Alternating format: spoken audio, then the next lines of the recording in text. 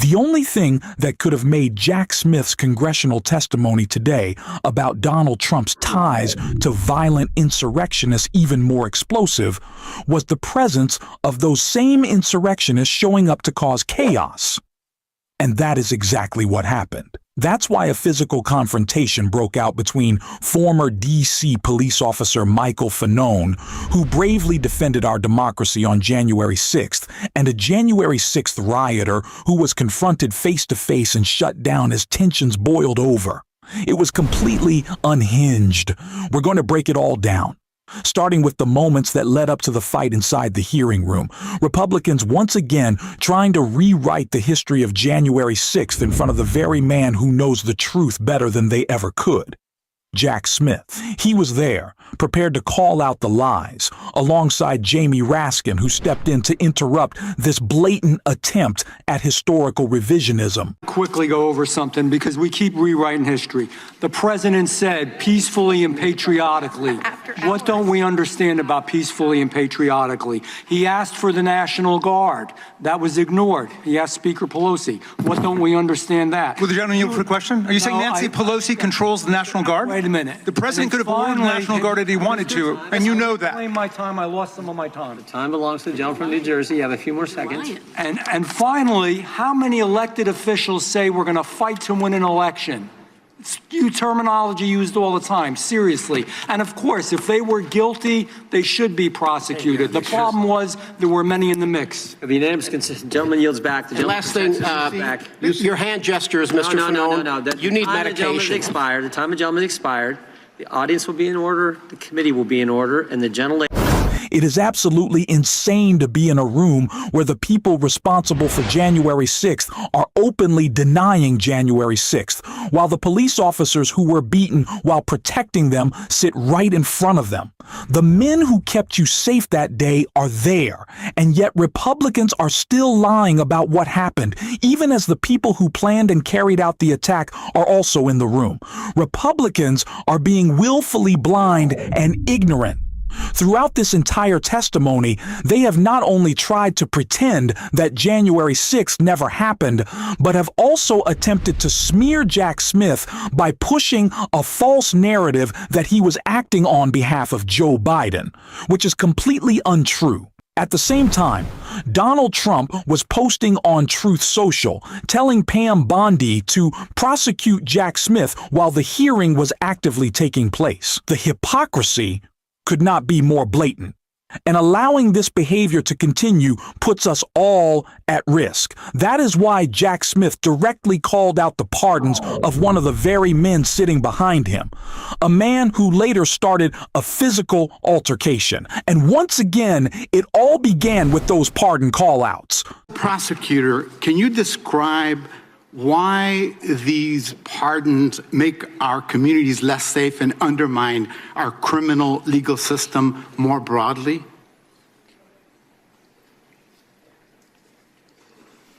The people who assaulted police officers and were convicted after trial, in my view, and I think in the view of the judges who sentenced them to prison, are dangers to their community.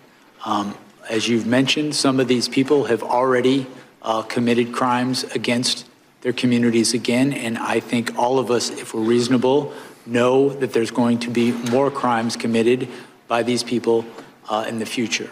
I do not understand why you would mass pardon people who assaulted police officers. I don't get it. I never will. That's exactly right.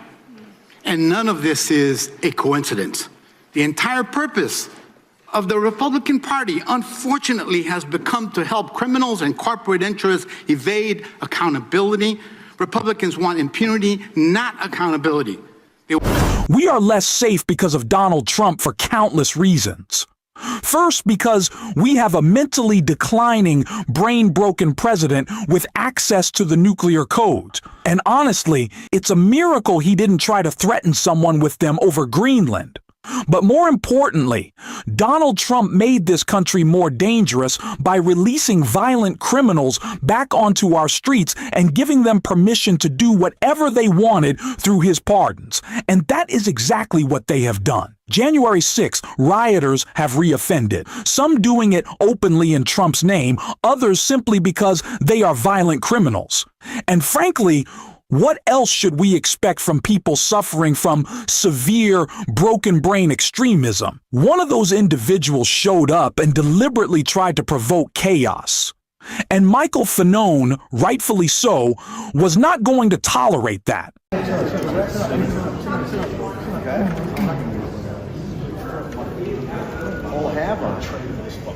Why are you so spasmodic? Absolutely. Look behind you. Excuse me. Why should I? Excuse me. No, not this guy. Not this guy. Not this guy. Not this guy. Oh, forgive me. See how many people are constraining you? Look at me. No Total control over my mind and body. Total control over your mind and body. Sir, you have no shame. No shame.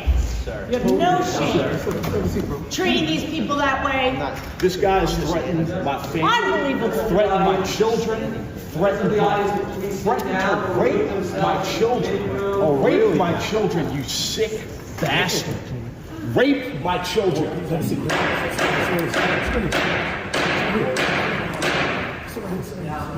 Don't touch me. Do not look. Honestly, I wish Harry Dunn had just let him have it.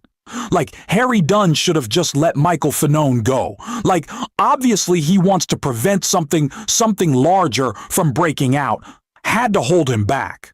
But these far-right extremists, let's be honest, just ass keyboard warriors. Sorry for the language, but it's the only way to describe them. They deserve what's coming to them. And the guy that Michael Fanone was chewing out, as he should have put some hands on him and took it outside. His name is Ivan Rakelin. He's like this January 6th denier. He's a keyboard warrior. He's this like far-right extremist blogger and streamer who likes to go to the Capitol and harass Democrats and has tried to harass Jack Smith. But he's not just a keyboard warrior kind of tweeting stupid and posting dumb things.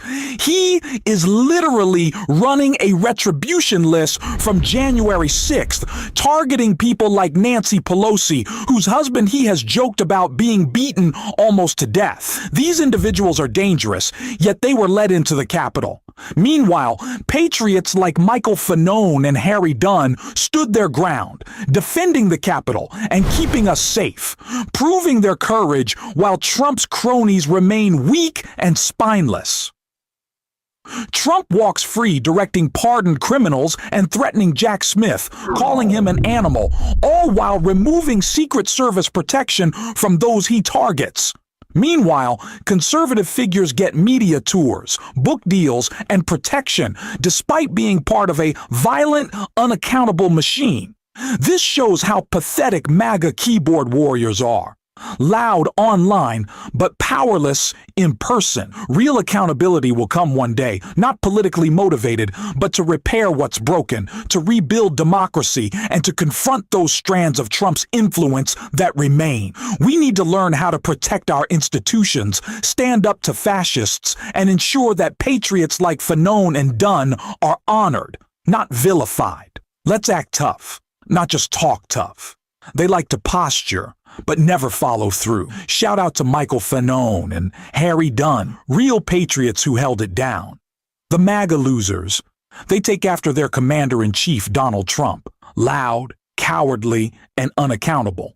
We will continue to call out these failures and fight for accountability. And if you want to support that, as always, hit that subscribe button, leave a like on this video, and if you stuck around to the end, drop a blue heart in the comments. And until next time, I will see you soon.